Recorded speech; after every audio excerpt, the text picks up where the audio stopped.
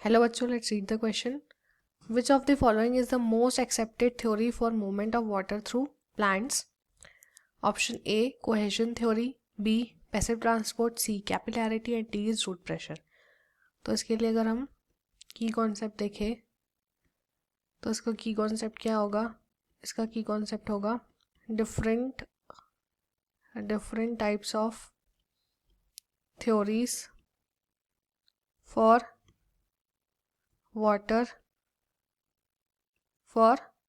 movement और you can say movement of water. Okay तो देखो अलग अलग थ्योरीज आई. रूट प्रेशर थ्योरी आई, बोलती है कि रूट्स में जो प्रेशर क्रिएट होता है उसकी वजह से वाटर ऊपर जाता है. कैपिलैरिटी थ्योरी है जिसने बोला कैपिलरी जैसे बन जाते हैं स्ट्रक्चर्स और उसकी वजह से वाटर ऊपर जाता है.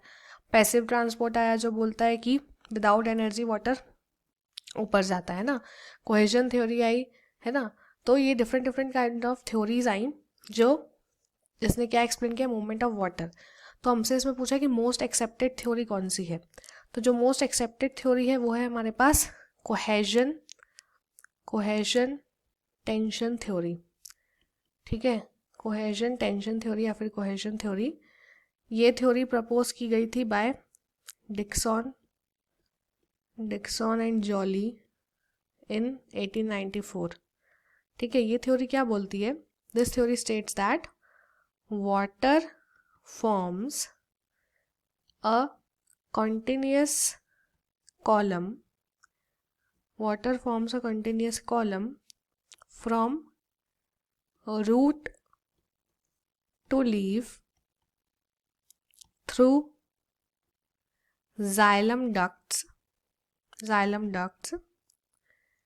and the loss of water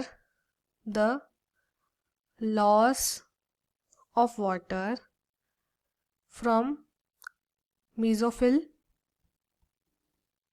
cells by transpiration it creates a pull, है ना.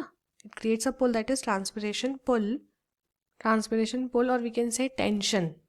Okay, transpiration pull or tension.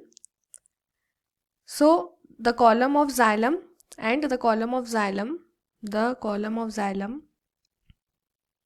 resist breaking. ठीक है, resist breaking due to what? Resist breaking due to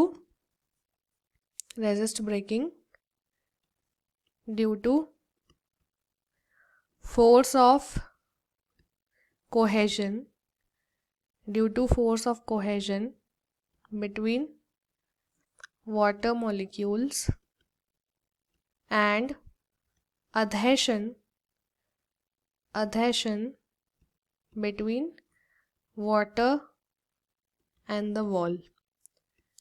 देखो क्या बोलती है ये थ्योरी बोलती है that water forms a continuous column from root to leaf. ठीक है, रूट से लेके लीफ तक वाटर जो होता है वो क्या बनाता है? वो एक कॉन्टिन्यूस कॉलम बनाता है.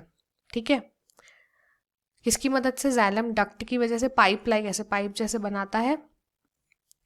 The loss of water from mesophyll cell by transpiration. देखो होता क्या है, ये हमारे पास रूट्स है. ठीक है, फिर यहाँ पे क्या है? लीव्स है ना. तो यहाँ पे क्या बनता है? यहाँ पे एक वाटर का कॉलम बनता है थ्रू जाइलम डक्ट्स की वजह से. और ट्रांसपिरेशन की वजह से क्या हो रहा है? वाटर ड्रॉपलेट्स के फॉर्म में वाटर निकल रहा है. तो ये खींच रहा है उसको, ऐसे स्ट्रॉ जैसे हम पानी पीते हैं ना स्ट्रॉ से, वैसा उसको खींच रहा है. इसकी वजह से क्या क्रिएट हो रहा है यहाँ पे? इसकी वजह से क्या क्रिएट हो रहा है? यहाँ पे एक ट्रांसपिरेशन पुल क्रिएट हो रहा है. ठीक है, और वो ब्रेकेज टूटता भी नहीं है. क्यों? पुल और tension and the column of xylem resist breaking. और वो कॉलम ये जो बनता है, ये कॉलम ये टूटता भी नहीं है. क्यों? क्योंकि देखो वाटर मॉलिक्यूल्स है ना, तो वाटर मॉलिक्यूल्स में इनके आपस में H2O के जो मॉलिक्यूल है इनके आपस में क्या क्रिएट हो जाता है? H2O के मॉलिक्यूल में आपस में एक कोहेजन फोर्स क्रिएट हो जाती है. और वॉल के साथ, ये वॉल है, ये वाटर मॉलिक्यूल है, इसके बीच में क्या क्रिएट हो जाता है? अधेशन. दो तरीके की फोर्स होती है, अधेशन, कोहेजन। कोहेजन सेम टाइप के मॉलिक्यूल में होती है, अधेशन जैसे अधेसिव बोलते हैं ना, हमारे पास जो ग्लू होता है वो किससे चिपकता है, suppose a paper, piece of paper, तो वो अधेशन होता है। जब आपको दो डिफरेंट स्टेट ऑफ मैटर में वो फोर्स होती है ना, तो इसलिए वाटर और वॉल में अधेशन होता है और वाटर वाटर मॉलिक्यूल में कोहेजन होता है, जिसकी वजह से ये पुल जो रहता है वो टूटता नहीं है ना, ये कंटिन्यू रहता है। और ट्रांसपिरेशन पुल ने एक सक्शन तो क्रिएट कर ही दिया है, ठीक है।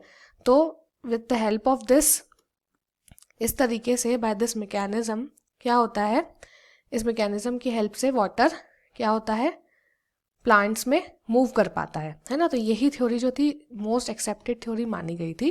तो हम हमारे ऑप्शंस देखते हैं। ऑप्शन ए में है cohesion theory, yes this is the correct. Okay, so we have the correct answer as option number A, that is cohesion theory, which was given by Dickson and Joly in 1894. Okay, hope you understood it well. Best of luck.